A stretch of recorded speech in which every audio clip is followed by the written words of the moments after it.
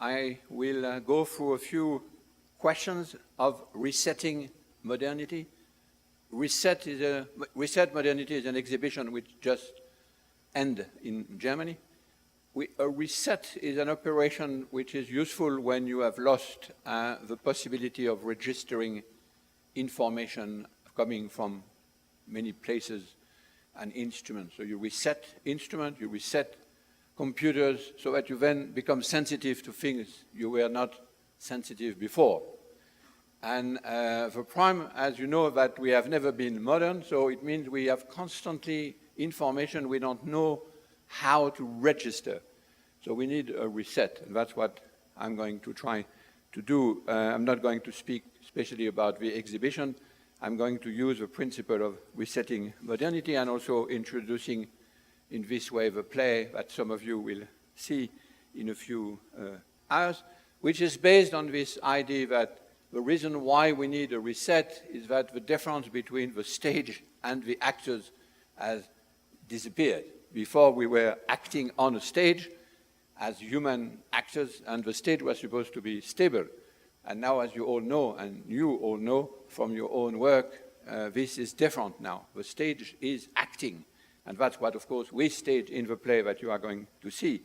But, of course, we do exactly what's happening in reality. And this is a pictures which I took yesterday, and I was absolutely stunned, probably as much as you are, by this melting ice, which is exactly the same figure as the famous Munch cry in the middle of another inversion of a difference between state. I mean, you are in the plane, and before we were in the plane, and we were looking at a spectacle. Now we're looking at a plane, but we have an action on that spectacle.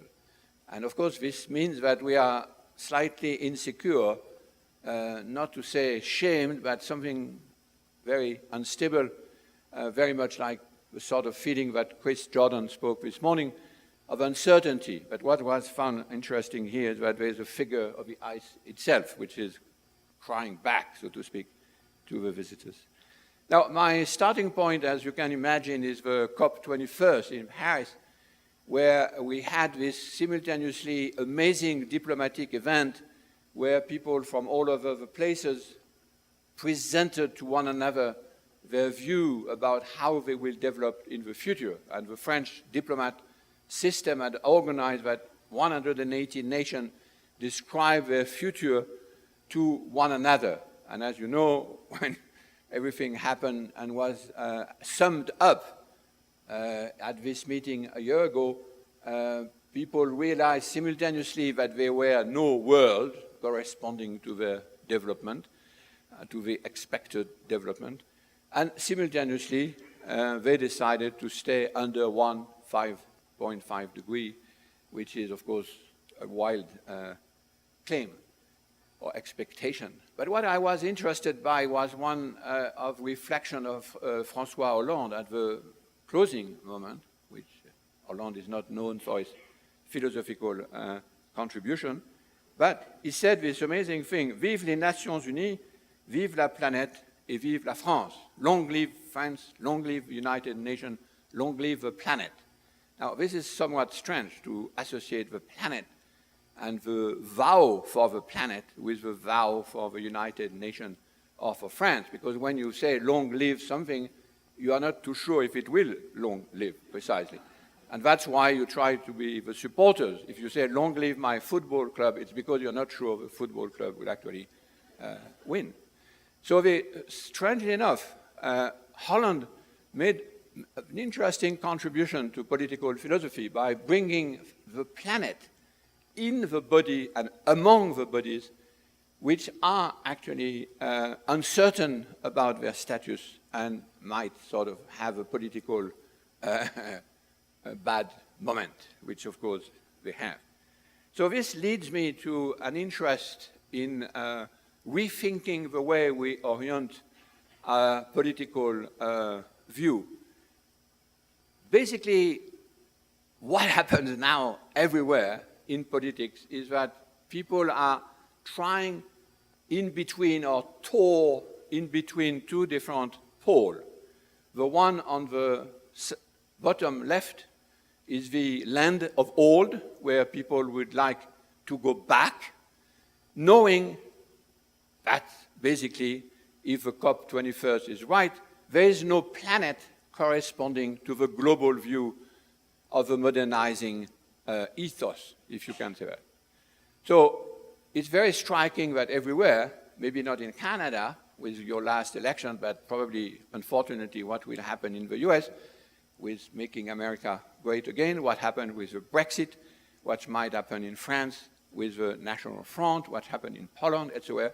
People knowing that there is no global view anymore are sort of moving back to this other position, which is the land of old, along the line which I call the modernist ride, so to speak, which has organized our view of the world so far that we are left, we leave our little village, our little bit of land, and we move to the globe somewhere. The problem is that this globe doesn't work. This is the Paris conference sort of settling formal diplomatic decision. There is no planet corresponding to the possibility of development of all these countries which are assembled. So basically the political situation is that we are in a plane. The plane was supposed to go to the globe and make everyone healthy and rich and happy. And the pilot gets on the phone and says, ladies and gentlemen, I'm very sorry, but there is no place to land on the globe. So the plane turns around and goes back. This is where so many people want us to go back, to the land of all. Identity, borders, the old nation states. But, of course, these are fictions as well. So the pilot goes back on the phone and with the sort of voice of a pilot, ladies and gentlemen, I'm really sorry, but there is no place to land either when we're back there. And then people look at the windows. And that's what we're all doing in a way. We look at the windows. There is no globe, and the land of all doesn't exist anymore.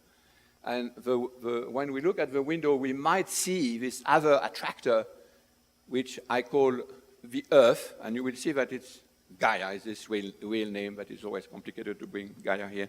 So we need to sort of think how we will differentiate this Earth where we land from either the globe or the land of all. This is what I'm trying to do now, to reorient our political sort of attraction and to decide in a different way who is progressist and who is regressive, who is reactionary and who goes forward. Because going forward to the Earth is not the same thing as going forward to the globe. That's what I want to say. For one reason, is that the globe, when we mean the globe of globalization. And the globe of globalization has very, very different characters from the cartographic globe, which is the one on the left, which is a sort of, we are all used to it. There's a whole history of geography. It has its defect, but at least it's able to register many different differences on the Earth, and that's what cartography has been doing for the last 400 years. The globe of globalization is entirely different. The globe of globalization is the extension everywhere of a highly provincial definition of what the humans are supposed to do on Earth, basically a very simplified homo economicus view of this very narrow type of interest. So when we talk about globalization, we are not talking about the Earth. We are not talking about the blue planet. We are not, of course, talking about the biosphere. We talk about a provincial, highly limited, historically situated definition of what we have in common. When we talk about science, on the other hand, we talk about many different types of situated knowledge. And of course, I know, and I've thought that for all my life, that there is a sort of very sort of epistemological view of science, which is now largely past. But if you look at the way science works, it's always highly situated. So science, in a way, it's not about the globe, it's about something else, which is the situatedness and the link with the instrument necessary to produce knowledge. So with the globe, is that there are too many of this globe. The globe, the global, which is always associated with some of the ecological thought, is not necessarily a good thing. The global is, in a way, this is a strange argument maybe, the global is, in a way, paralyzing our attention to what I call the composition of the Earth. The composition is not a global view. when we immediately move to the global, something always very strange happens. And that's why the view of a blue planet is not necessarily a very enlightening one. You know that people say, since we have seen the blue planet, we know that we live on Earth and everyone agrees, and it's a big sort of now fraternity coming to the world. Well, the blue planet has been photographed now 50 years ago and nothing really has come out. Because the Earth view from the blue planet is viewed from outside the planet. So it's a very perverse view. It's viewed out from nowhere, in a way. Well, from a satellite, but a satellite we don't see. So it has a very strange gaze, the blue planet. And also because it's confused with the planet as it is known by the geographic science, which is by latitude and longitude, which is a recording device, very, very different from another view of the globe, which is all of this idea that we could unify the globe politically. And we know especially since the Paris conference, that the unification of the world, according to this logic, the global view doesn't work whatsoever. And the third one is, of course, that when we talk about the globe, we talk about finance, basically, which is another way of globalizing and uniting and unifying the whole of us. And nothing about the biosphere is actually kept in all of this global view of a blue planet. So my argument is that there is too much weight, if you want, in the notion of a globe. Actually, as historian of science and Peter Sloterdijk have shown, the globe itself has a whole history. I mean, it has too much weight on its shoulder, if you can say that. It's part of a Roman Empire. It's a symbol of Christian, the dominion of a Christian itself mixed with the Roman Empire and confused with the blue planet. So it's, in a way, the blue planet has been immediately merged into a set of layers of images of a globe, which are more imperial definition of what is holding us together, and which misses entirely the compositionist aspect of what we would need to be on this planet in any sort of way. So my idea, if you begin to see where I'm trying to get, is can we deglobalize, so to speak, our view of where we are going, especially when we criticize those who are moving back to what I call the land of old as being populist. I'm very worried that many intellectual, leftist, pundits, people, good people, basically, accuse those who move backward to be irrational, archaic, and they want to go back, and that the word is populist. Well, yes, they are populist in some sort of sense, but there is no alternative so far. If you don't want to move to the globe, and if you know that the globe does not that there is no globe to accommodate the dream of modernization, it's fairly reasonable to say, well, let's at least give us back border identity and nation state. I think it's wrong, but it's legitimate. And this legitimacy is not recognized when we are accused of being just irrational people or populist or not understanding what life is. So this is why we need a third attractor, another way of saying, no, okay, the globe is not there. We will not modernizing the planet anymore. But of course, there is something else. We don't. And this morning, Chris rightly mentioned that we need to bring some hope into the discussion. If not, we just shut ourselves and say, well, okay, forget it. And of course, there is a very important attractor, a very important Earth to be discovered, but it does not have the same quality, the same features as the globe, mixed, I think, very unfortunately, with the blue planet. And that's what I want to try to do, the new attractor, so to speak. One of the reasons why it's not at all a globe, it's because it's a layer. The globe, the living globe, is not a globe at all. It's a thin layer, what some of the scientists I'm now studying call the critical zone, that is a few kilometers up and down, where everything alive works, including actually every point of view we ever had about nature. because all the scientists you know, except the few who are in the space station there, are all also in this critical zone. And this critical zone is very thin layers, and the thin layer is not recognized, is not visually made accessible to us when we shift immediately to the notion of globe. So this thin layer is what I want to study, the critical zone aspect. It's a critical zone in the sense that it's actually just the pellicule. So this is, we don't have very good pictures of that. It's a very thin pellicule. It's actually the soil and some of the canopia plus some of the atmosphere, but it's not the whole nature above this atmosphere. It's not the whole nature down there in the deep rock. Discussion about that. It's a few kilometers down. It depends on how far life is found down. It's actually found fairly far, but not to the center of the Earth. So I think it's different, you would agree, to live in a layer, a varnish, some of the scientists say, a skin, a very thin skin, and to live in nature, as some people used to say, or on Earth, as a globe. So we have to register the originality of a critical zone for one reason, which is, of course, completely at the core of what we are studying in those disputes about water, is that when we deal with the critical zone, we are immediately in disputes with many different cosmologies about what it is.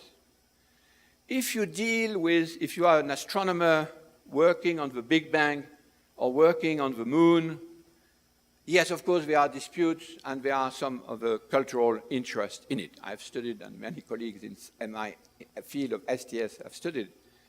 But it does not trigger political conflicts of great importance for our survival.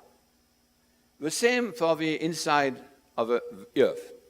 Nature, so to speak, inside the center of the Earth, you might disagree with the scientists, but your disagreement with the scientists will not register. It will not really count. Now, on this thin layer, on the contrary, every single dispute, every single alternative voice about what it is and how it should be understood count. And we have a very good example of that with the climate dispute, even though the dispute about the anthropic origin of climate has been made artificially through people we know and who have been paid, so to speak. Yet it shows that when you describe a situation on Earth as important as the climate, you cannot expect to be simply believed and followed by everybody else. It's completely impossible because immediately thousands of lobbies, thousands of other interests say, this is not possible. We cannot possibly have changed the climate.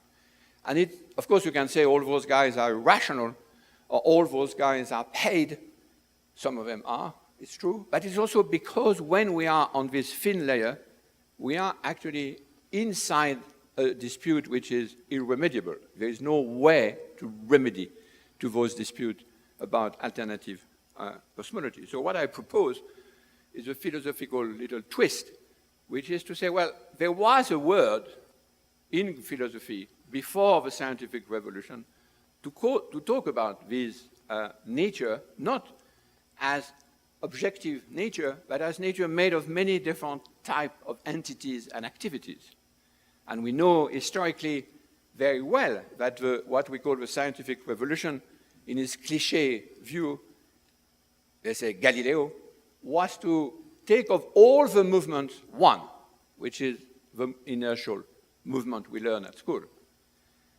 But it's not, and that's this movement, this definition, which has created the idea of nature. Nature basically is an heir, nature as known by the science, I mean, is heir to a very, very specific invention in the 17th century of choosing only one type of movement and seeing the Earth from, as a body among many others, from away. And everything we do in this conference, everything people do in ecology, everything people do in disputes about, like the posters which are out there, is basically to try to see the Earth not as viewed from elsewhere, but viewed from the inside. and with lots of other things in it. Disputes, alternative cosmology, multiple role of the activist, multiple role of the artist, and so on, which is exactly, in a way, what physis used to be. So I just propose to use the word physis for these little layers, or critical zone, I prefer now to use it, and to leave the vast extent of nature to where it was. Fine, nature is there, but it's not what concerns us. We are not concerned by nature, no more than we are concerned by the old concept of the environment. We live in critical zone where all of the things that happens are happening to the lived, and where all the other movements like death and decay, obsolescence, destructions, pollutions are actually back. I say back because if you know anything about the scientific revolution, you know that it's actually also this idea that we are not living, we don't live in the infra-lunar world. We are back, in a way, to the infra-lunar world. And that's what the word physis register. And what's this idea of a limited critical zone register as well. The problem is how we figure out. How do we give a figure? I'm not sure if the figuration exists in English. The figure to those entities and to these sort of entwined cosmologies which are defining the physis of a critical zone, especially at the time of the Anthropocene, what I call the new climatic regime. It's very difficult to give shape to this interlocking. Let me give you one example, which we'll understand immediately. This is from an article in the New York Times about Montana and Blackfeet. We are not very far away from the Blackfeet. So, thing you know very well here in Alberta, a beautiful place, and what arrives? Fracking, of course. And the elders are not too happy with that, and they try to sue. Well, there are lots of things to say anthropologically about those guys, but what I'm interested in, one of their representatives, was this amazing name of Mr. Crossgun. And what does Mr. Crossgun do? Well, first, Mr. Crossgun works for the Blackfeet tribe. But here, this is what he says. Ron Crossgun works for the Blackfeet tribe's oil and gas division, has little passions for veneration of a reservation land. They are just big rocks, nothing more, Mr. Crossgun said of a mountain. Don't try to make it into nothing holy. Jesus Christ put them there for animals to feed on and for people to hunt on. This is an interesting, what I call a cosmogram. A cosmogram is not as vast as a cosmology. It's a way of associating entities and give them figure to those different entities. You will notice that actually Mr. Crossgun is not a materialist in the strict sense of the word, because it's Jesus Christ who puts this thing there. So there is an active entity there, Jesus Christ. But there is nothing holy. So it's typically interesting for those of you who study the sacredness of nature, but here there is simultaneously a de-sacredness, very classical in Christian theology, and bringing back Jesus Christ as the one who put this thing on, and of course with a very specific definition of what Mr. Crossgun wants to do with it, animals and for people to hunt on. Now, of course, this cosmogram has nothing to do with what the elders, the Blackfeet elders, will associate with the land and the soil and with their divinities. The point is that those two cosmograms are intertwining in a way where we cannot play the old games as we would have done in the old time.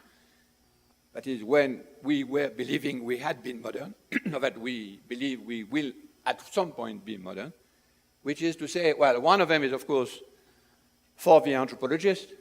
It's a nice way of looking at the world. We should respect the elders, but we don't believe one word of what they say. It's just a beautiful and nice representation. But of course, we cannot say that the real representation is in the hands of Mr. Crossgun either. So we cannot order those either in the old ways where we would have said the elders represent the archaic past And now we are moving to the modernist future, and I'm sure that in Alberta, the sight of fracking trucks is not immediately celebrated as the achievement of modernity finally coming to the Great Plains. It's coming, achievement of something, globalization maybe, but it's not something which can be immediately framed into the modernist archaic framework. And of course, knowing that we have never been modern and that we will never be modern, we need now to register those differences between cosmograms in a different way. And that's my third point, which is how to give figuration to entities which avoid simultaneously the critique of science and the abandon of the other alternative cosmologies, which is a prime of figures, of agency, if you want. How to give agency to entities which have different shapes, and especially how can we succeed in not super animating entities and in not de-animating entities. This is somewhat technical question which I'd like to spend a few minutes with. But I will do it with a great philosopher, MacLeod. Not as great a philosopher as Kierkegaard, but other studies, but a very good cartoon, how to say that, cartoonist? Graphic designer. And Scott MacLeod has done a book about what it is to draw good cartoons, graphic novels. And he shows that it's actually a very simple and subtle differences between those who are given a figure, a realistic figure, and we say, okay, this is a human, and those who are actually given a figuration which is abstract. But it's not the side, they are both figures. This is the whole quality of this way. They're all figures, but we can actually shift very easily if you draw between a figure which has, like the one on the top going on through the stair, and the one down there on the right. And they are both figures in the sense that they both actually have agency, and we actually can read them, but the distribution of features is different. And if you take these images there on the right, this sort of round with two, and it's still as figurative, except it's not the same figuration. Sorry, it's the same figuration, it's not as figurative as the one on the left. Which means that, in fact, we are very easily able to entertain a whole gradient between those who have figuration in a sort of realistic view and those who are more abstract. And he had the third one, which is actually attention to the materiality of the sign itself. So the reason why I say that is because it helps us to understand that animating or de-animating an entity, be it a river or a rock or Jesus Christ or the earth, is actually requires exactly as much figuration if you try to de-animate or if you over-animate it. In other words, we are always dealing with agencies.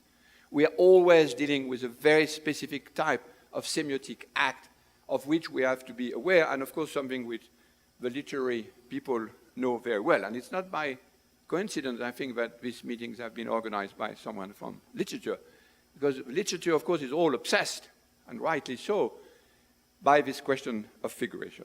Now, maybe you understood nothing of this little point, but I'll give an example. And the example will be exactly on the topic of a workshop here on water. It's a very nice case because it's a very nice river. It's the Mississippi. And it's a story about the Mississippi by McPhee, very modernist journalist, who wrote this very charming book called The Control of Nature. So he's interested in the fact, which is a pure man-made production, that the Mississippi is actually east of New Orleans. Because the Mississippi, as you all know, since you all work on river, has never stopped meandering, and there is a very famous map of this meandering of the Mississippi River. But he is interested in one little work of art, which is one little dam at the curve of the Mississippi, where the Mississippi is stopped from going into another river, the Atchafalaya. I didn't know the Atchafalaya before. It's a beautiful river, apparently. And the river is entirely, so the link between the Mississippi and the Atchafalaya is entirely dependent on this little thing. Now, you have to read the quote I'm going to read. You have to understand two things. The Atchafalaya is a few meters down the Mississippi. So the Mississippi is actually up. If the Mississippi rises and then gets into the Atchafalaya, it completely changes riverbed, as it did many times before, and it ends up west of New Orleans. And the same McPhee explained that I think a fourth of the American economy depends on this Mississippi's river transportation, etc. So it's a very, very dramatic situation. I mean, there's no hard to imagine a more dramatic situation. I mean, you work all on rivers, I know, and you all have dramatic stories about river, but this one, you have to recognize, is fairly dramatic, because it's all depends on this little bridge there. And Mississippi apparently is dangerously close to get over this dam. And from what it says, McPhee in the book, one day, necessarily, it will be the case. But so far, the corps of engineers is always maintaining the Mississippi. So here's the quote, and I want you to read the quote with what I said before about figuration, which means that a journalist talking about a river is constantly moving register between realistic human type agency and more abstract agency. And that's the point I want to make, because I need it for my last point. The corps was not in a political or moral position to kill the Atchafalaya. It had to feed it water. By the principle of nature, the more the Atchafalaya was given, the more it would want to take, because it was the steeper stream. You understand the situation if you did anything I mean, the Atchafalaya is doing this. The more it was given. The difference in level between the Atchafalaya and the Mississippi would continue to increase, magnifying the condition for capture. The corps, we have to deal with that. The corps is the corps of engineers, very famous since Katrina's catastrophe. The corps would have to build something that would give the Atchafalaya a portion of the Mississippi and at the same time prevent it from taking hold. Now, this is an interesting rendering, because many ways you could say, well, this is a very ethnographic view about a river with which you actually deal, as if we were actually have a fiction about giving and taking to the river. This is a sort of anthropomorphic view of the river, which you should not kill. But it's also a very powerful way of describing what the two rivers are doing themselves. And that's a very important point for all of us who are describing conflicts about agencies, where in the same stories about every other river we study, we have to deal simultaneously with alternative cosmologies. Some of them are considered anthropomorphic, and others are considered as naturalistic. But you see that here they are actually mixed. And they are necessarily mixed, because we have never been modern. We never talk seriously in a naturalistic language about anything. We always deal with those mixture of metaphors in order to understand what agency is. So when we say it's anthropomorphic, it's actually also the corpse, which is itself a collective body, being, I don't know, river-morphic, or what's the Latin word from? I don't know. So, last point. One of the things which is very important, I think, for all of us talking about ecological dispute is how can we regain the sciences for ourselves? That is, getting away from this opposition built often by ecologists, but also, of course, by scientists, and also by the general common sense public, that if we get away from objective naturalistic description, we actually lose an access to reality. And if you follow me on the figuration point before, we need, on the contrary, all the resource of narrativity to describe the way the world is actually behaving. The word itself has a narrative dimension. Narration is not something added to the word. The word is actually dramatic. I mean, there's nothing more dramatic than a river eating another river and destroying it, right? So the difficulty here is how can we regain the agency of object? And this is one of the things we did in the exhibition. So I used one of the works of art that was there by a great Canadian artist, actually, Jeff Wall, in this magnificent print called Adrian Walker. And it's a very interesting print because here you see probably the best description of the strangeness of what it is to describe object. You have an absolutely typical description of what it is to see a matter of fact. It's a man, interesting, a male, is seated, is a meter distant from the thing he is actually trying to draw. And the thing, interestingly, is also drawing, actually, I think, gestures of a mummy hand, but it's a mummy hand, which is framed in a way that it's easily drawn.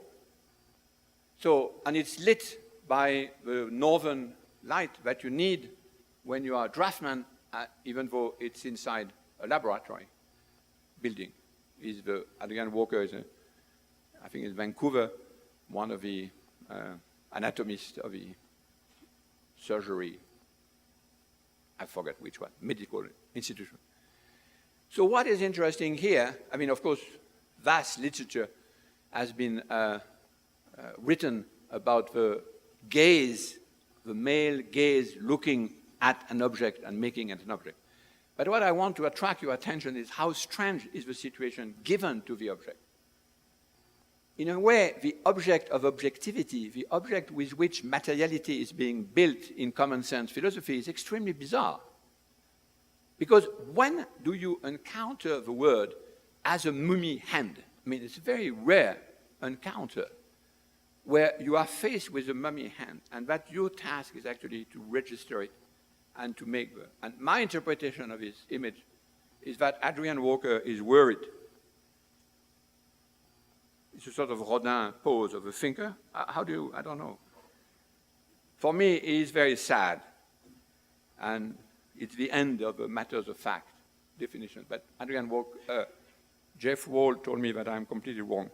That it's actually, because he called this painting the beauty of description. I found the guy completely sad, but artists don't always know what they are doing, so I can't decide. Now, what I'm interested is in this very bizarre position which Western philosophy has given to the object. I mean, if you think of it 1 minute, it's extraordinarily bizarre. You need to stop, and this is what I try to ask a student of mine from my little program in art and politics to draw, which is you have to imagine that you stop the movement of an object so that it's become visible, and that you organize the situation where you have a face-à-face, face-to-face, between two characters. None of them is very realistic. The object is not very realistic because it's interrupted and made to be seen by the subject, but the subject is very strange, and this is why I think my friend made a very nice representation of the subject. This is what is the subject of subjectivity supposed to be. As Panofsky showed it. So one eye, just an eye, fixed, looking at an object through a frame which is itself organized by a character, which is here represented by Le Corbusier, but it doesn't matter, that is Le Corbusier. What you need is someone who is actually organizing the face-to-face between the subject and the object. It's very rare. And it doesn't mean there are objects in the world and that there are subjects of that sort in the world. This is a complete historical construction starting in the 17th century. From painting, actually. It has no ontological credential, if you want. It has a sort of credential for representation scheme from painting, but not, of course, it's not a realistic view. I'm sorry to to go back to the beautiful print by Jeff Wall with my silly little diagram, but this is just to remind you that there is no native situation in object and subject. It's a construction due to the fact that you imagine this frame holding a very strange things for an object, here, dead mummy, and a very, very simplified, very highly specific gaze for the subject. None of us here is a subject of that sort, and none of the objects with which you interact have this position, and never had. This is why we have never been modern. No one will live in this position. It's a highly specific construction entirely due to this representation scheme. And still life are very difficult. I don't know if you know this very funny movie done by Taylor Wood, where he starts with a still life, but he let the still life goes on, and that's what it becomes. And in order to have a still life, you have to have lots of things very strange being stabilized in order to be able to do that. Okay?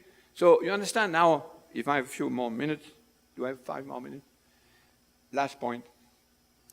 But it's actually very interesting to imagine that the constant orientation of a modernist asking us to choose between basically the land or the globe, to use those terms, or let's say in France it's very important, the province, to stay in the province, out of the province, or in the world.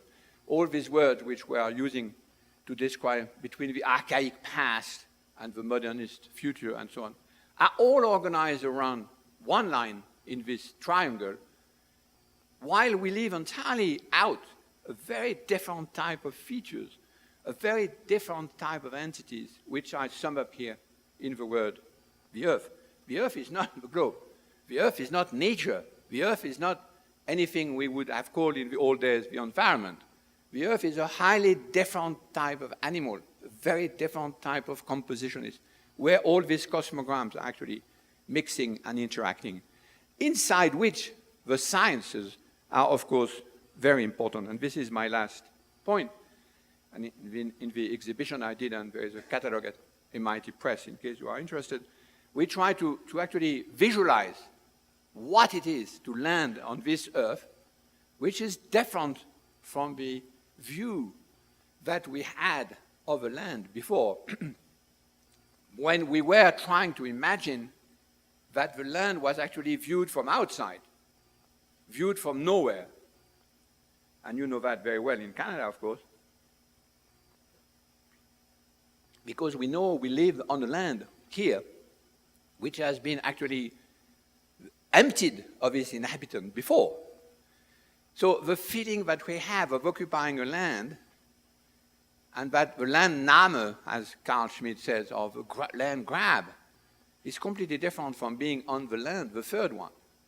This is not at all the same land. It's not the same soil. It doesn't have the same feeling. It doesn't have the same thickness. It doesn't have the same reaction. So it's a very different type of Earth. This is my point. And of course, this is where the notion of Anthropocene is so interesting. This is a representation in the journal Nature of what they call the human epoch, which is strange because it's a word, it's a special issue to describe the Anthropocene, where the human is precisely no longer very much in the epoch. But that's the way they do it. It's an interesting image. It's not very beautiful, but it's interesting because it's all mixed up, a whole mix of strange entities getting together. And the human epoch is a strange blind monsters moving around and made of all this sort of strange construction in which you have atomic bomb and all sorts of other things, mining. It's a very strange representation of the situation of the Anthropocene. And the other one on the same issue is a man made of soil and sediment. Of course, this is true. We are becoming rocks. We are becoming geology in some sense, but we being the sort of abstract human race that the Anthropocene underscore.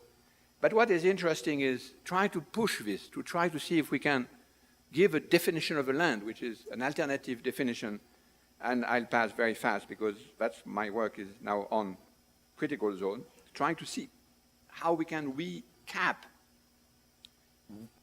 how could I say that, gain for ourselves the instrumental and interpretive powers of the sciences, so to speak, but in a very different type, and actually they are different type of scientists. We were with Christine, we studied one of them, and it was very different type of experience to be with these people. And just one example, because it's linked to the water again, very interesting critical zone, which is in the South Sierra in California, and you see the absolute impossibility of linking together the top of the South Sierra, where it's green and when there is rain, and the Central Valley. Completely different cosmogram, completely different people, completely different landscape. You are in the Central Valley, it's completely flat, and people are using water like mad, and on the top it's a completely different ecosystem, and they are related. But there is no loop making the connection, which is sensitive, or sensible, I never know which one, which make everybody sensitive to the fact that there is a connection between upstream and downstream. And of course, I studied river many years ago, and that's why I wrote Politics of Nature, actually, and you know that much better than me, but you know that there is nothing more difficult than linking the upstream and the downstream, even though people say, yes, that is the same water. No, it's not the same water. Completely different water, because it has to be articulated, it has to be make sensitive, it has to be looped, it has to be rendered part of the science and of the sensitivity of people. And here, for instance, a good example, because just this year, they asked farmers to have meters for water. They didn't have meters for water. So of course, it's very difficult to feel the sensitivity of your farm to water if you don't have an instrument. So all these powers of the instrument have to be regained if we want to talk seriously about the new climatic regime. So this is what we are going to hear, and this is what I wanted to point out. And this is two ways of summarizing the problem. We are no longer, we, the Anthropocene entity, are no longer in the Holocene. We were human in the Holocene, which means that the backstage basically didn't move much in 10,000 years. Now we are in a situation where the backstage is actually on stage. And I think the word human doesn't describe what we are. This is why I'm playing with the word earthbound. But earthbound in the Anthropocene are something entirely different from human in the Holocene. And that's why we have to get used to that. Now, to get used to that is simultaneously complicated, but it's not sad. You know that there is this psychiatric disorder called solstalgia to describe a new disease, which is that people see the earth under the soil disappear and they feel lost, which is a very interesting, of course, disease, which many of you probably have felt, and there are good reasons for many people to feel it. But there is also another completely different dimension, is that to be earthbound in the Anthropocene is also something as important, as innovative, as, I hesitate on the word hopeful because we are in a bad situation, but hopeful, way than when we were supposed to discover new land. Because it's not a new land in extension in the great time of the land grab, but it's a land in intensity. And it's new. And in that sense, I think all of the work which is done to regain this soil, if you want, is very important. And in fact, should be as interesting for scientists and artists and activists as everything we lived when we were supposed to be modern and nothing worked in these directions of modernization. Thank you very much.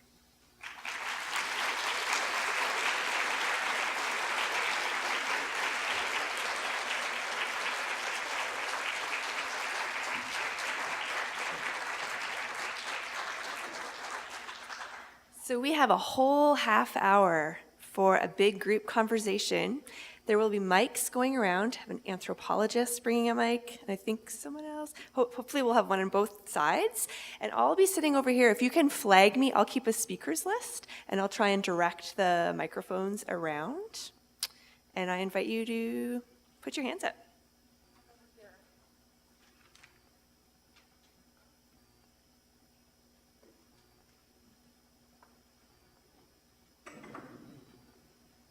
Is it working? Okay. I am a Blackfoot, Ah, good. the building, but what's underneath is my people's home. And I'm honored to hear someone of your caliber to come into our territory and bring us some real, raw, interesting information. I wish the rest of my people were here to hear you. But what I wanted to touch on, what you say, because my people, we're not latecomers to Western science, because Western science is the dominant way of how you use the word discovery. To us, discovery is a brutal word. Is it what? Is a brutal word. Oh, yes, yes. I put For us. many brackets. For us. But I don't want to get into that because there was this thing that was going across the country called the Truth and Reconciliation. And it was talking about that now the rest of this country is trying to, because they have this image of my people, and now they're starting to see why we are the way we are today. But where most of my people are at, and myself, we have been fighting to give the right interpretation of who we really are as a race of people. We are not human. What we are is we are connected to a natural world. And I will give you a quote from one of my allies. His name was Chief Seattle. I'm not going to say his full quote, but I will give you part of it because I know academics get disgusted when you only take a little piece of a quote. But what he said, to me, has defined a lot of what I believe. And part of his quote was, he said, "The earth and myself are one." Now that, you can take it as an academic or as a science, because science from the Western world, they always want proof. My people, we never asked for proof. We were born into this understanding because when the visitors came, they did not come to our part of the world. We weren't arguing. We weren't arguing on who we were. We weren't arguing how we got our food. We weren't arguing with the animals. We were interconnected.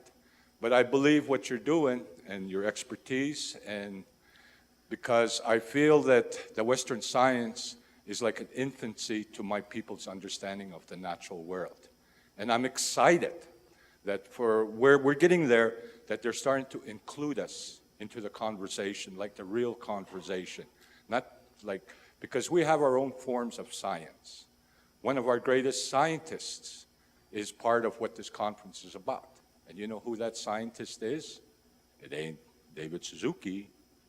It ain't Galileo. Oh, yeah, yeah. And it ain't Jesus Christ. It's the beaver. Would you be happy with Earthbound? To us, you say we are not human, which probably is meant in quotation mark as well. How we relate. Would the word Earthbound would be sort of way to open a diplomatic encounter between you and me, or no, to us, because our enemy always tries to trick us into stepping outside of our sovereignness. When it's like in your own home, you understand what's in your house. Someone comes in, you express your sovereignty. This is our house. The way we know our house, because we never wrote stuff, but that's where I'm saying where I'm excited. And this is where I really honor what you say, because it is valuable. But I believe Western science and my race of people, we have a lot in common, and the future is going to need both of us. But we have to have respect for my people's view as to how we see the existence of life. How you say earthbound, like I'll give you one example about what his anthropologists, what they say, because they're always trying to say that we came from somewhere. And one of the theories of the anthropologists is a lot of my people, we are born with a blue mark on our back. They call it the Mongolian mark. That's to kind of refer us, because of the Bering Strait, they say we walked across and we came here during the Ice Age. My people, we have a joke. We tricked them. They thought we were walking this way, but what we were doing is we were walking backwards. We're very humorous about how we understand, because to us it's not a big argument about life. The thing is we're more futuristic in our way of life. That's why we've existed, through starvations, through all this stuff. Let me try the diplomatic encounter one step further. Would you be interested in the following proposition. We, the people who are the descendant of the occupying forces, so to speak, the discoverer, which happened to be in the long and tragic encounter with your people, are themselves now, because of the Anthropocene, in a situation of, in a way, losing their ground. So the situation which is that you are the expert in surviving destruction, as Vivero de Castro says of South American Indian, they are the one we have to learn from because they survived an extermination of 90% of their people. But the situation is now slightly changed because those who have been occupying the land are also seeing the land being destroyed. Would you be interested in pursuing this discussion? What I will tell you, I've experienced for myself, I fought this government in this country for 4.5 years. I sat in the courtroom. The federal government, the Indian Affairs, and their scientists and their consultants, we fought for 4.5 years. They were trying to convince me of one point that you're making, to think outside the box, so to speak. For me, I can only tell you about, because some of the stuff that kind of we measure our existence is, like I will explain, a song. We have songs that have been sung since the beginning of time. We have a song before we cross a river. There are 2 songs we are supposed to sing. They're not just songs. They are part of, I would say, and I'm not going to say laws because they're not, my mother warned me. She said, anytime you see laws written down, she said, be aware that that's not our way. Our way is how we interpret as contact, how one in a relationship, let me just break it down simple, and I don't want to just because I love women too, but when a woman and a man get together, it's like contact. How you do this initial ritual. This is what my people, we've been trying to do. Since contact, we've been trying to do this ritual to really have equal dialogue. But because the people that came over, the visitors, they weren't discoverers. They were, and I always tell people, some people get mad because the original people that came over, they were diseased, they were delusional, they were lost. They had all these things wrong with them. They were French also. And we saved, yes. And we saved them, and you know what happened? They gave us a holiday. And you know what that holiday is? Thanksgiving. You have Thanksgiving here too. Okay. So I believe when we connect, well, I'm ready to go to the Blackfeet people. You're going to make another holiday for us because you know why? Because of this word climate change and global warming. My people, we've been warning the visitors for a long time. If you do this, you take this from the earth, you have to replace it. We knew the consequences. So now we are together. We have to work together. Okay, so you agree with me. So the science and the culture, we have to figure out how we cannot overpower each other. Good. But anyway, I just wanted to say how honored I am that you and your knowledge, because it inspires me. Thank you. If you invite me to your people, I will go. Good idea.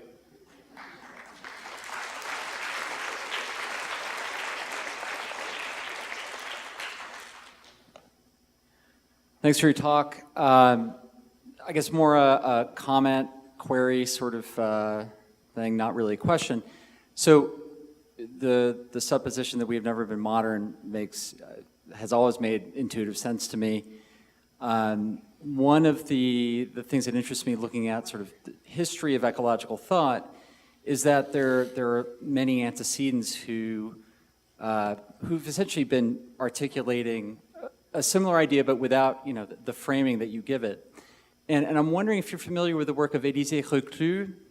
With whom? Élisée Reclus, 19th century French cultural geographer.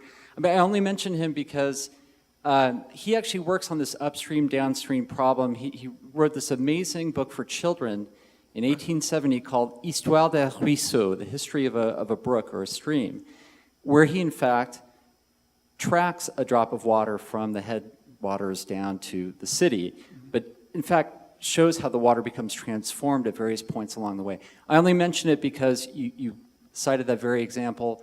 This is somebody who was thinking that we weren't modern. He already was thinking we weren't modern in 1870. That's all. Right. Thank you. I need to get the name of him.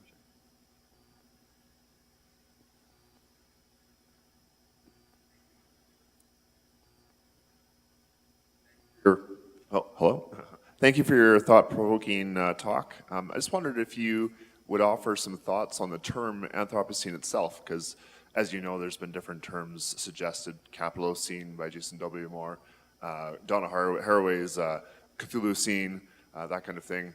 And Anthropos in Greek obviously cuts out half of the earth with people that live here. So I wondered if you could offer some thoughts of your own on that. Well, my take is very simple. The Anthropocene is a term from geologist. It has all the defect of a term which is not coming from the social sciences, but precisely because it's coming from geology, I prefer it to all the competitors. Because even though I recognize all the difficulty that Donna, Isabel Stengers, Melanie Klein, everybody criticized this term from a social science side, and I can relate to those critiques, but they don't capture the originality of that coming from geology. And also because there is a misunderstanding, and I'm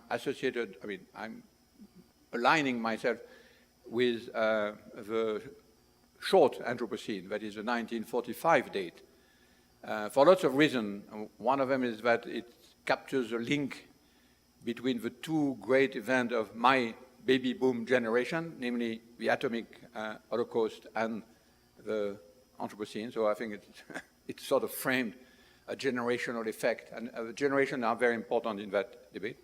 And also because it qualifies the Earth system changes. And none of the other Capitalocene, which is much before, which Plantatiocene by Anna Tsing, all of those terms are very good, but they don't capture what the geologists and climatologists want to capture, which is a change not in the environment, but in the Earth system, which simultaneously mean that it gives an agency to the human race enormous. This is what criticized, rightly so, the sort of social science people, but it also withdraws this agency, because basically we are simultaneously being endowed with an enormous weight because we are geological forces, but a geological forces is precisely what is not in the human's hands. So this puzzle, so exactly contrary to Donna, to stay with the trouble, I keep the word Anthropocene. But actually, I move to another term which is much more social science, which is the new climatic regime, because it captures lots of other things. So I keep the word Anthropocene.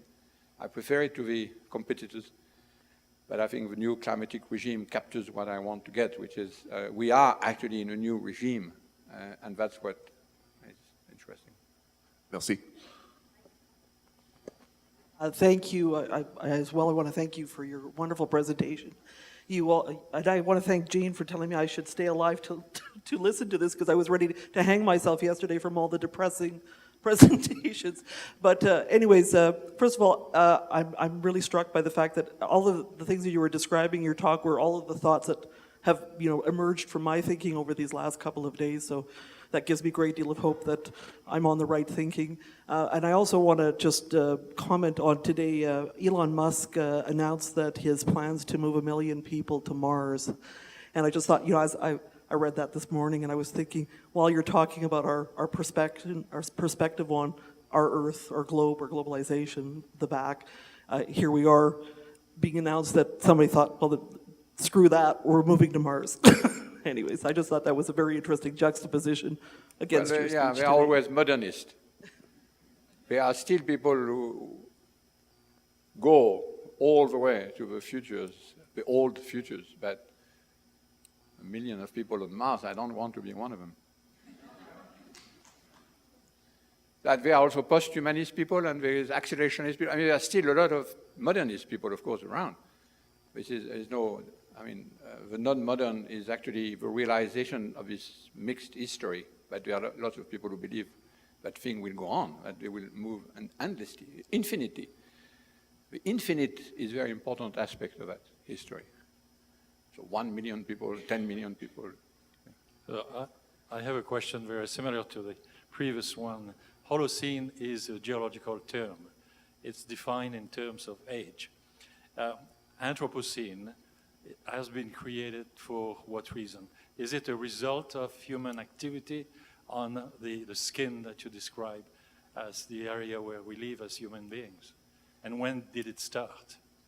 Well, as I said, it's a disputed thing, but there is, as you know, because you have been in the business of geology, it's very organized. I mean, it's like the Geological Association has a subcommittee, which has a subcommittee, which has a subcommittee on quaternary, and it's the subcommittee on quaternary, headed by my friend Jan Zalasiewicz, with accumulating data coming from all sorts of things, from the amount of plastic, the move of a river, the sedimentation, the quantity of atomic uranium which can be detected, to find what they call the golden spike, which they try to place, and here there is a big dispute, 5,000 years before Christ, 1879, 1610, which is of course a very interesting one, 1610, which interests all of you, of course, because there is a decrease of CO2 massive in 1610,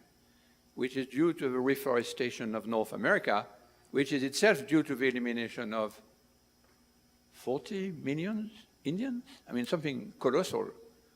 So one of the dates is 1610. I mean, unfortunately, the subcommittee didn't follow that date, and now it's the last report, which was in the South Africa meeting in last month, in August, was 1945, because that's a way which is detectable everywhere on Earth simultaneously because of the atomic bomb. But it was not voted. It was not voted. So this is why I shift name and went to the new regime, because we cannot wait for geologists to make a decision about the time when we are. I mean, imagine a committee deciding on the zeitgeist forever, and it took them 40 years to define the Holocene. So we cannot wait. I mean, we need to know when we are, right? So I decided we are in the new climatic regime, and it started in 1945. But that's my decision, which carries no weight whatsoever. Thank you.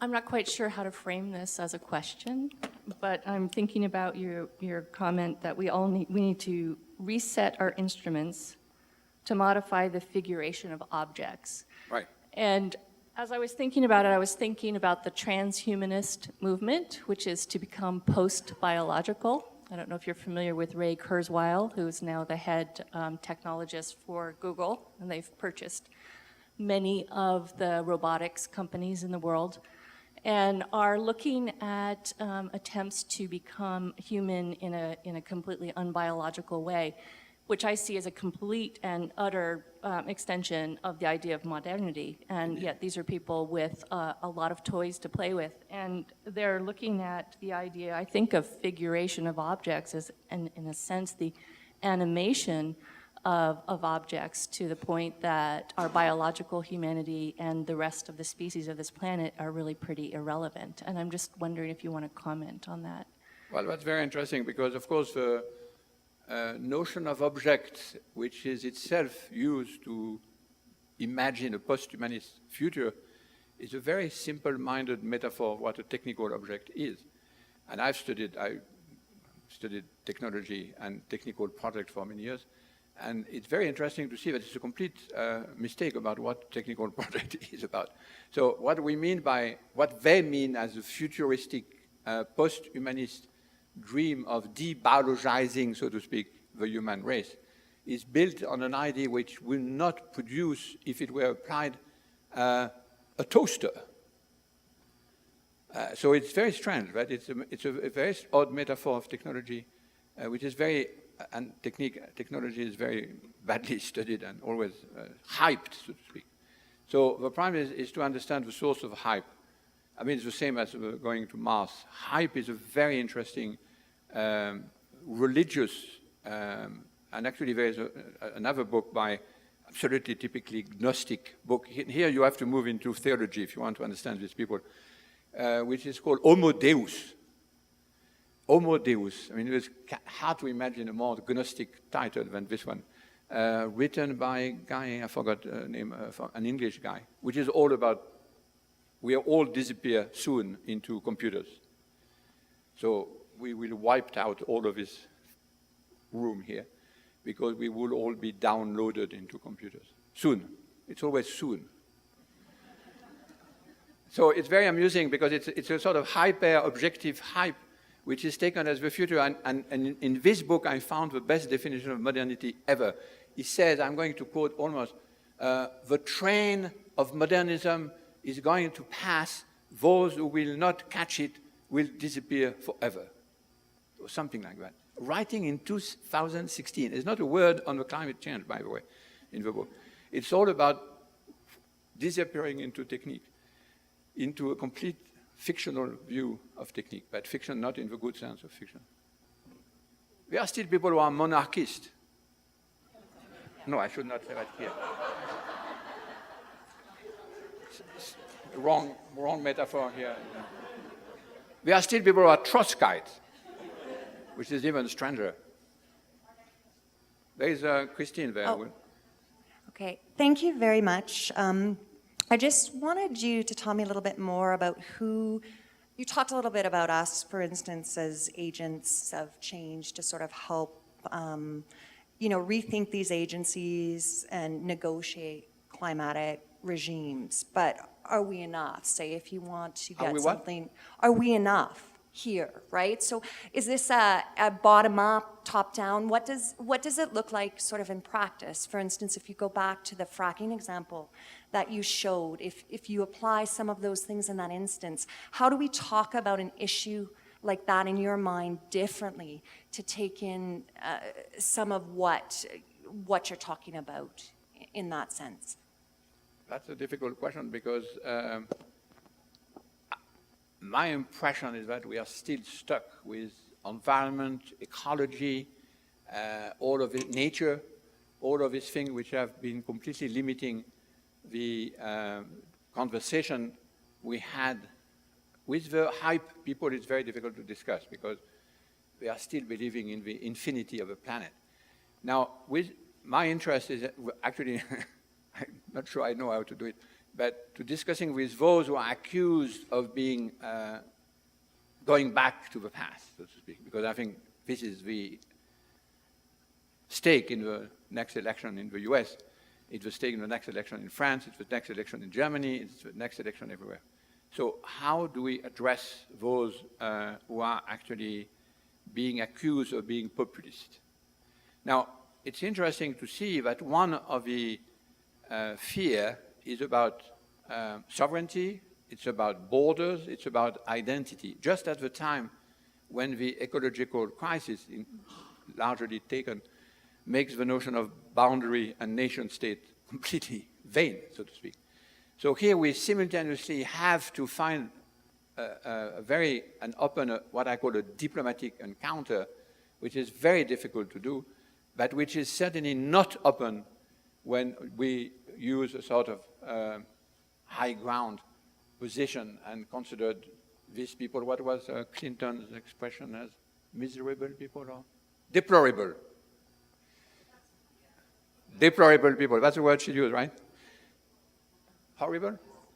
No, deplorable, I think it was the word. Deplorable is a typically highbrow description of the archaism of the poor guys. I mean, little guys. Obama had a mistake also in his campaign 4 years ago. And it's a very important point because the attachment to the soil is also one of the very important aspects of its third attractor. But it's a very different soil. And my impression, but I'm not a political scientist, you are a political scientist, I'm not a political scientist, but my impression is that these people know that they have been lied about the modernizing globalization. But the way we interpret that is they have left behind by the globalization. All these poor guys are left behind, and they complain because they are deplorable and have no alternative. But we have no alternative either. So we are in the same boat on that. And the question is, how do we reopen the discussion with those who have lost their soil as well? And that's where I think the negotiation should be open. But I don't know for the rest. It's inventing politics. It's doing which exactly has not been done by the ecological movement whatsoever, because they completely forgot to think 5 minutes about anything, basically, is that they have to invent something which is as important as worked out as socialism has been in the 19th century. But when socialism was articulated, they went through all of the philosophy, all of the science, all of the history, and they're trying to reframe the art, the architecture, the whole thing. There's nothing like that in the ecological parties. I don't know about here, but in Europe, certainly not. They just use nature as their call, and they say, if you're against nature, you're just nitwit. And they depoliticize nature. That's what I showed in Politics of Nature, and unfortunately, 15 years later, it's even truer. Our parties in France are actually, all of them, 1.5% of the electorate. I think it's on. So much of your talk had to do with framing, with categorizing and signifying. That is, we come up with a term, we call it modern, or we talk about old modern or new modern. As a 17th century scholar, when I was in graduate school, we used to talk about the Renaissance. And then I must have fallen asleep through the early 80s because I remember waking up and suddenly my discipline was the early modern. And it took me years and years, actually, to figure out what this beast was, early modernity, that it was looking forward in a way that Renaissance was looking backward. And I've posed a question to scholars and friends many times, when did it happen that our discipline changed its signification and incorporated this powerful word modernity into our self-identity? I am an early modernist. It took me a long time to be able to say that. I still can't say it very easily. It's used in English as well, early modern, yes, of course, yeah. So I'm just asking a couple questions just to reflect on my observation and my experience and whether you know when the Renaissance became the early modern. No, but I know why 1610 is such a good date. And that's why, because I'm very interested in your question, because my feeling is that we have never been modern, but we are actually reinterpreting what is called the early modern in a completely different ways and much closer from the Renaissance, actually. So, and I was reminded of that in rereading this remarkable but not very well-known book by Toulmin called Cosmopolis, which makes the same point, and that actually what we call the scientific revolution is the counter-revolution. But there was another revolution before, the Renaissance revolution, which actually has many of the characters he says, and the book is the same date as actually we have never been modern, I think it's 99, which has many of the features of what we are now looking for in trying to retrieve the science in a different ways. He was a bit optimistic in 1989. But so the question of there's a question of periodization, which makes, and it's very true in the art. I mean, the arts are all now trying to get some sort of link with the 16th century in many, many different ways. Theater, poetry, music, etc. And I think that's very interesting. We feel much more close to the 16th century than, of course, to the 20th century. I mean, 20th century looked completely bizarre and exotic and far away. But the 16th century, many things relate because of the notion of rupture, the counter-revolution, as Toulmin says, has made us slightly more stupid, so to speak. I don't know if it answers your question, but I don't know why early modern was invented. The labeling is always strange. Oh my goodness, here we go. Thank you. I also have a question about words, but the words that I'm focusing on are really small.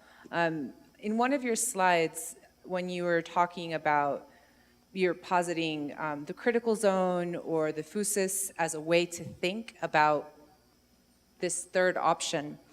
You wrote, we are not actually on a globe, but in a thin layer. And I was really fascinated by the prepositions, by on versus in, and what those two words do. Because in some way, the word in struck me as full of incredible potential and possibility, but it also feels terrifying. Somehow being in a thin layer feels much more daunting than being on a globe. And so I was because there's something so destabilizing about being in something with all the things that you've mentioned, other people, soil, evaporation, all these things. And I was just wondering if you could speak a little bit more about what it means to be in this with all these other processes, and particularly how that might connect to your term physis, which I'm sure is a word with an incredible history, but I'd like to hear more about it. You have to know that we did actually 4 days of fieldwork in a bus in one of the critical zones, the one in South Carolina. Yes. Well, in it, Donna Haraway within the word, William James, I mean, it's a very but it's a way to get out of the on. That's true, because the on is, this is on. This is on the table, but we are in and within, and we in the flow of experience, as William James would say. So I think it makes a difference also because of the discussion we had with our Blackfoot representative, which is that there is a difference between seeing the discovery of a land from above and the land grab, and what the scientists I'm studying now, and you know some of them, are doing, because they are actually in a very different way. They are in a different way because they are constantly interrupted by the reactions and the alternative cosmograms of other people who have completely different view of what a soil is and how it should be used. So this is why I try to reintroduce the word physis. Now, there are several layers of that. One of the ideas is that in the physis, we disagree systematically about cosmograms. Because when you're a scientist and you talk about land use or soil composition or river flow, you are interrupted by farmers, by lobbies of many sorts, by activists of all sorts. And you know that because all the cases you study are actually of that sort. And you cannot, on the physis layers, say, yes, but all of that is representation by city people who don't know anything about it. The best proof of that is that in the case of a climate dispute, the people who are actually articulating climato-negationism are themselves from the sort of elite. So this is it's a way of saying on the physis, the epistemological conflicts are of the essence. We cannot get out of it. But it's different. Now, physis is also, but I'm not sure I can work a lot on it's about other type of movement than the one which has been selected by the sort of early modern physics as only one. You remember, it's Galileo. I'm not talking about other movement. I'm talking just about ball rolling. And I eliminate all the others. I'm not talking about death, generation. That's why biology had lots of difficulty getting into the science regime later. And I think it's exactly the opposite of everything we see. Remember, we were studying a very interesting case of, I showed it the slide, completely ruined landscape, completely ruined. 80 years later, after tobacco and what else what is tobacco? Yes. Plantation had disappeared, and the soil has been washed out. I mean, you know that here as well. And this washing out of is typical. And then people were talking about remediation. Scientists begin to talk about all of the other processes which had been eliminated in the early scientific view. This is why I very much insist on never criticizing the science for their objectivity, because object is not a scientific concept, it's a concept from painting. It's an idea coming from painting. It has nothing to do with the way the agencies that scientists multiply in their own work behave.